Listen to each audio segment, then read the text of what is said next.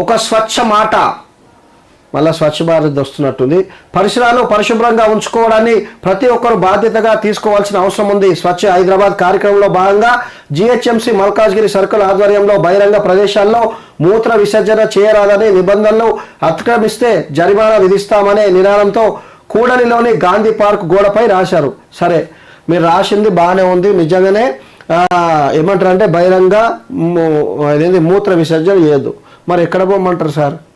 సరే, మీరు గతంలో జిహెచ్ఎంసీ ఏర్పాటు చేసింది కదా, ఏవి పబ్లిక్ టాయిలెట్స్ అదేంది మన మిర్జాలగూడ, సాయినగరు, మల్కాజ్గిరి, తర్వాత ఉత్తమ్ నగరు, వాజ్పేయి నగర్ దగ్గర, భరత్ నగరు, సినీ పోలీస్ దగ్గర, మరి ఇవన్నీ మరుగుదొడ్లు ఏమైనాయి సార్? ఎందుకు అవి నిర్వహణలో లేవు చెప్పండి? అవి ఎందుకు మెయింటైన్ చేస్తలేరు?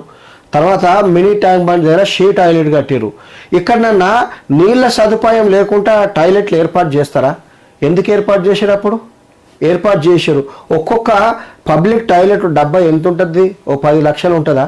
సో ఇన్ని జాగాలు ఏర్పాటు చేశారు. ఇప్పుడు ప్రస్తుతానికి సో అలా సగము వాజ్పేయి నగర్ గేట్ దగ్గర డబ్బా పోయింది, ఉత్తమ్ నగర్ దగ్గర ఉన్న గేట్ డబ్బాని తీసి పక్కకు పడేశారు. ఇప్పుడు మిర్జాలగూడలో ఉన్న డబ్బా అట్లనే ఉంది, సాయినగర్లో ఉన్న డబ్బా అట్లనే ఉంది. దానికి నీటి సదుపాయం ఉందా అసలు? ఒక్కసారి పోయి చూద్దాము. అలా నల్లాలు లేవు, లైట్లు లేవు, నీళ్ళ సదుపాయం లేదు. వాడికి పోతే ముక్కు మూసుకున్న స్మెల్ వస్తుంది. మరి వీటిని ఏం మెయింటైన్ చేస్తున్నారు?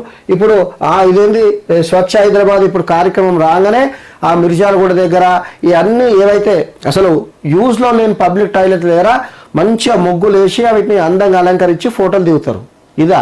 ఇదేనా ఒకసారి ఆలోచించిన తీరు మీరు? మరి ఎందుకు దానికి నీటి సదుపాయం పెట్టాలనుకుంటే జిహెచ్ఎంసీకి పెద్ద కథనా?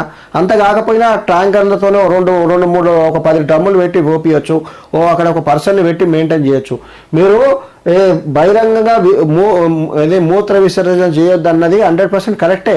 మరి ఎక్కడ పోమంటారు? ఎంతోమంది డయాబెటీస్ పేషెంట్స్ ఉంటారు. సో వాళ్ళని ఎక్కడ పోమంటారు? మీరే చెప్పండి. ఓకే.